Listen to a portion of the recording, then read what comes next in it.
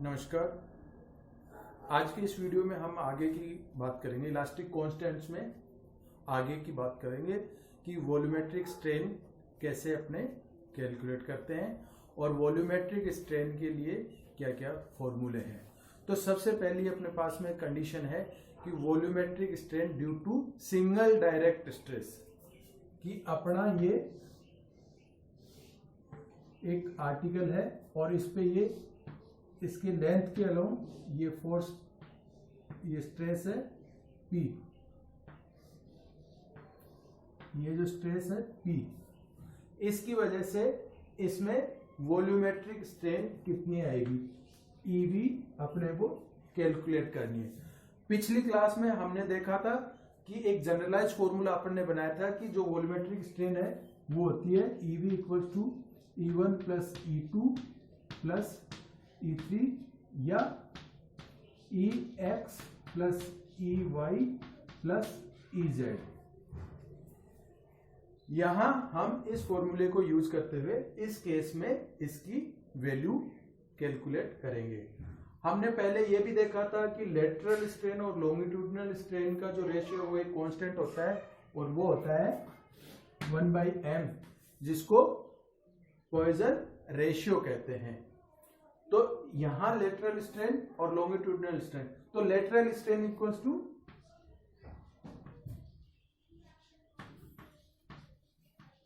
Strain equals to longitudinal strain divided by m या E by m।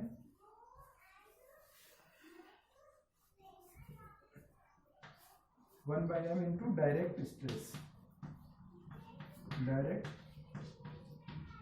Stress, ये अपने पास में एक फॉर्मूला है। तो पहला केस है अपने पास में सिंगल डायरेक्ट स्ट्रेस, तो ये एक्स एक्स डायरेक्शन में लगा हुआ है, तो ये इसकी लेंथ के अलोंग लगा हुआ है ये स्ट्रेस। तो इसके कारण इसकी डायरेक्ट स्ट्रेस E1 या EX कितनी हो जाएगी, वो होती है d डेल्टा अपॉन L और ये होती है P बाई E। तो जो डायरेक्ट स्ट्रेस है 1 इक्वल टू होगी P बाई E। ये अपने पास में नंबर 1। इसके कारण जो इसकी लेटरल डायमेंशन है, लेटरल डायमेंशन जो है इसकी B और T,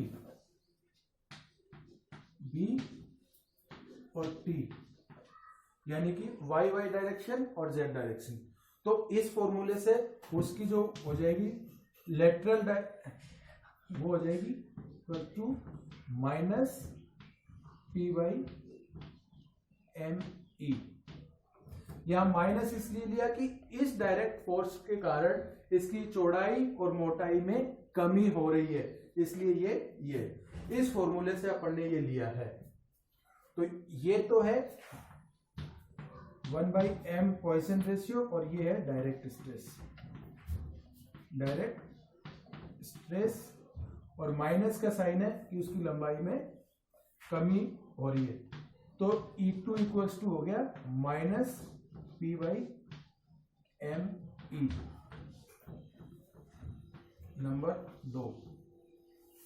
इसी प्रकार जो T है तीसरी दिशा में है 3, वो भी माइनस P ME, ये नंबर 3।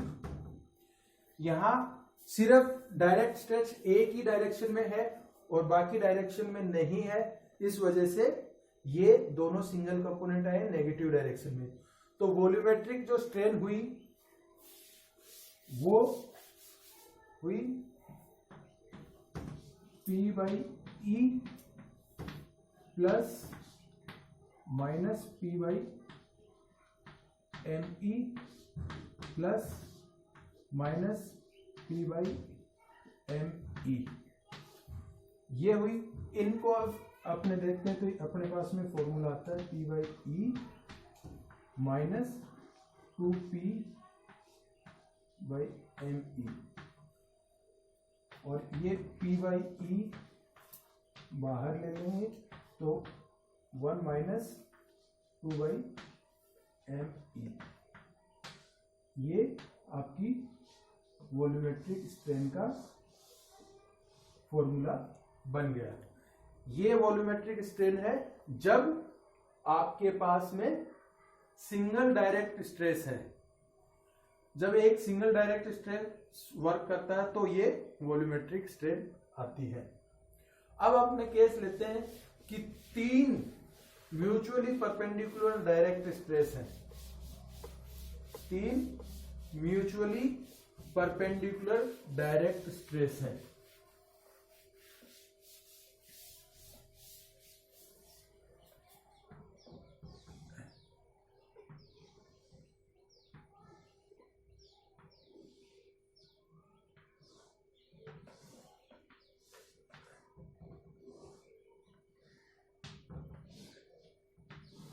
ये तीनों दिशाओं में इसमें डायरेक्ट स्ट्रेस लग रहे हैं P। ये भी P है और ये भी P है। तो इसको P1, P2 और P3 नाम दे देते हैं एक बार।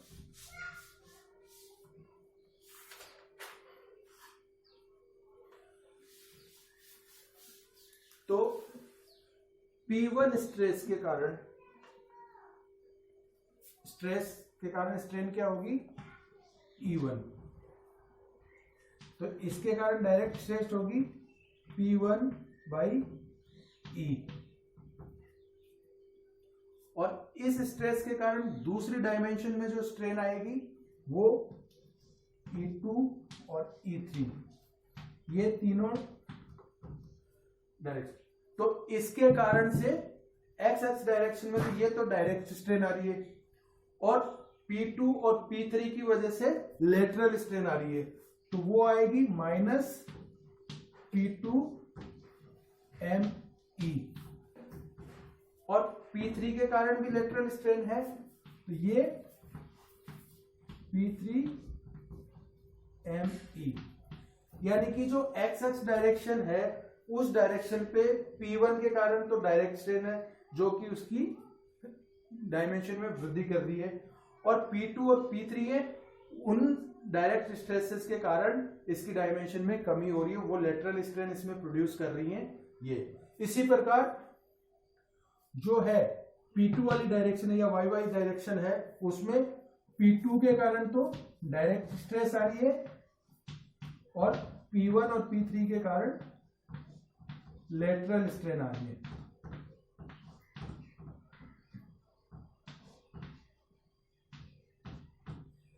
लेटरल स्ट्रेन आ रही है।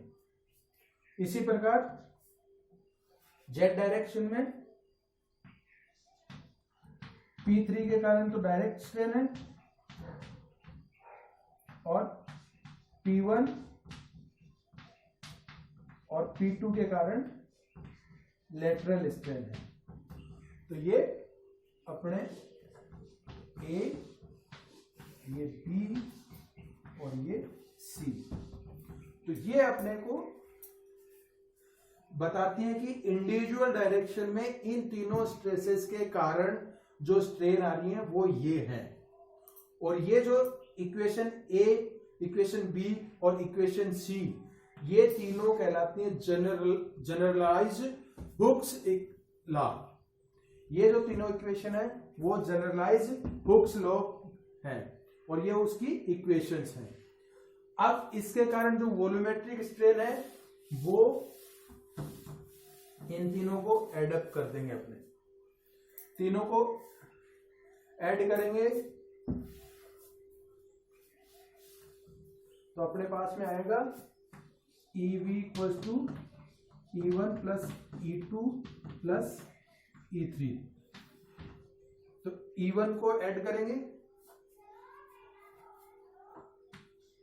P1 E plus P2 E plus P3 E minus 2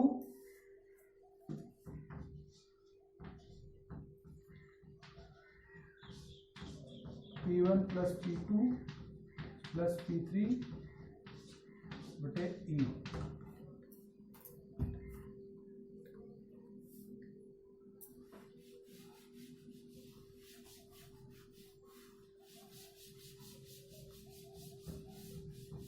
यहां से P1 plus P2 plus P3 बटे E कॉमन लिया तो 1 माइनस 2/m। तो ये आपकी वॉल्यूमेट्रिक स्ट्रेन का फॉर्मूला हो गया। तो जब तीन म्यूचुअली परपेंडिकुलर डायरेक्ट स्ट्रेस लग रहे होते हैं तब वॉल्यूमेट्रिक स्ट्रेन जो दी जाती है वो होती है P1 plus P2 plus P3 divided by E into 1 minus 2/m।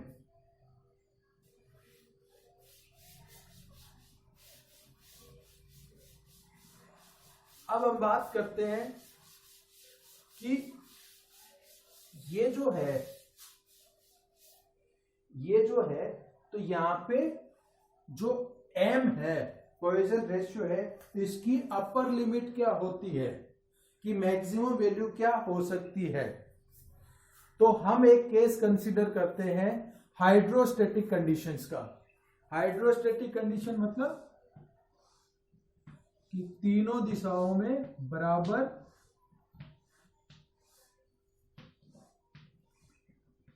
ये जो स्ट्रेस लग रहे हैं P1 P2 और P3। तो हाइड्रोस्टैटिक कंडीशंस लेते हैं अपने, तो P1 बराबर P2 बराबर P3 और बराबर P पुट करते हैं। तो हाइड्रोस्टैटिक कंडीशन होगी तो EV इक्वल्स टू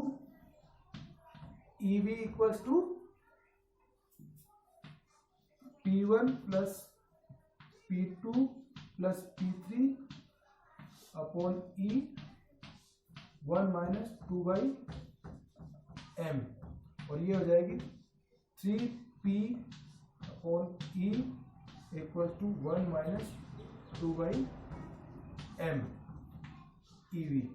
ये number 2 equation.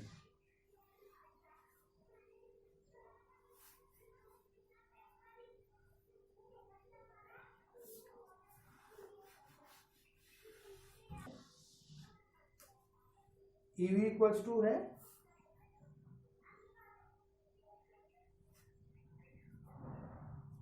EV equals to है E1 E2 E3 और E1 E2 E3 तीनों में क्या होगा, बराबर केस होगा।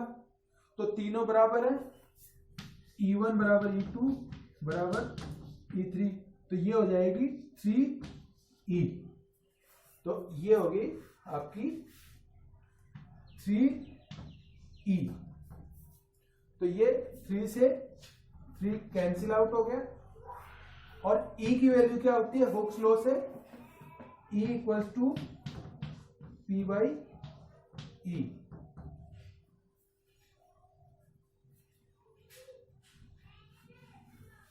P/E, या इस E को इधर मल्टीप्लाई कर देंगे अपने, तो E equals to P 1 minus 2/m। ये नंबर 3 इक्वेशन। अब 3 नंबर इक्वेशन को अपने ध्यान से देखें। जो 3 नंबर इक्वेशन है अपनी, ये जो 3 नंबर इक्वेशन है इसमें E और E इसका प्रोडक्ट क्या है, पॉजिटिव,